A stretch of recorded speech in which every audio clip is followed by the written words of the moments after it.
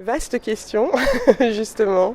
Et ça a été justement comment dire, le grand débat d'hier soir, en fait. On a délibéré sur le Grand Prix et ça nous a pris 5-6 heures quand même de tous se rassembler autour de Dumb Ways to Die.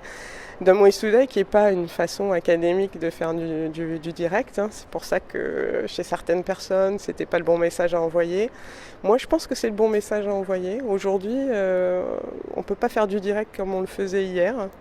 C'est-à-dire qu'on est confronté à plein de technologies, à des nouvelles façons de communiquer, pour une marque avec le conso bien sûr, et puis pour le conso d'adopter des choses.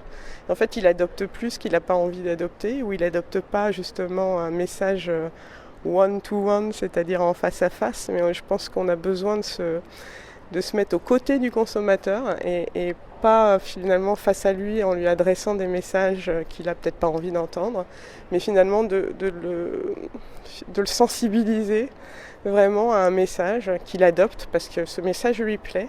Et Dumb Ways to Die, pour moi, c'est justement la nouvelle façon de faire du direct, c'est-à-dire créer cette chanson qui va toucher ces jeunes-là, qui va devenir incroyablement virale puisque c'est entre 44 et 45 millions de vues, c'est assez incroyable.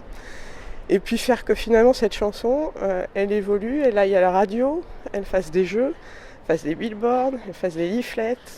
Et ça, pour moi, c'est justement le point de départ qui est indirect, mais un direct intelligent, qui va chercher la cible là où on a envie qu'on la trouve finalement.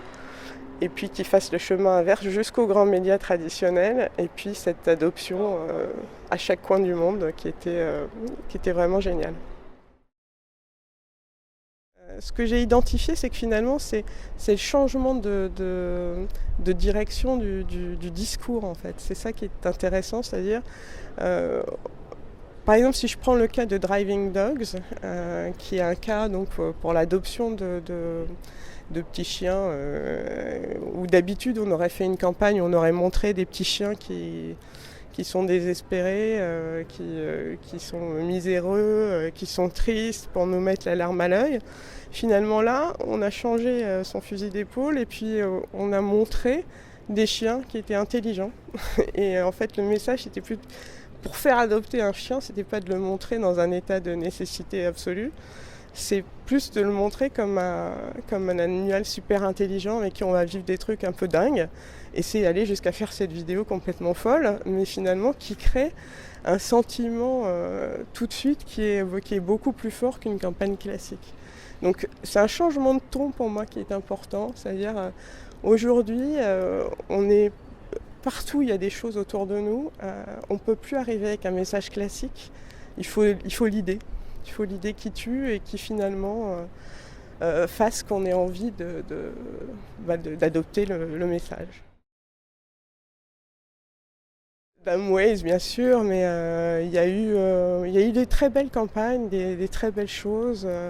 On a vu des cas aussi en France qui étaient bien, qu'il faut saluer. Moi, j'ai beaucoup aimé la campagne de DDB sur Léon Vivien, que je trouve à la fois une très bonne idée et un très bon usage de la technologie pour convaincre justement une cible de jeunes à justement s'intéresser à l'histoire. Et là, c'était vraiment bien fait, donc respect.